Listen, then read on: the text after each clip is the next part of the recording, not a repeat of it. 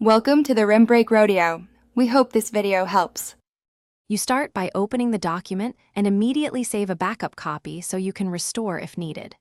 Next, focus on the Review tab, turn on all markup so every edit is visible. Once done, check the reviewing pane to list all changes. This helps you decide what to accept or reject.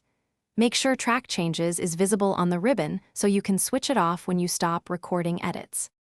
Now you handle the actual edits. Use Next to move to the first change and choose Accept or Reject to apply or discard it.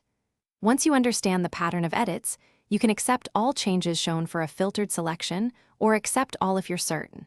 Conversely, Reject all removes unwanted edits. Also, resolve or delete comments tied to edits so the document is truly final.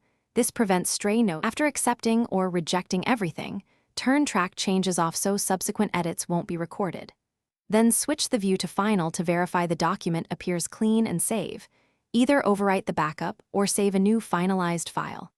If highlighted edits or comments still show, make sure you inspected all reviewers in the reviewing pane and that you worked on the active copy.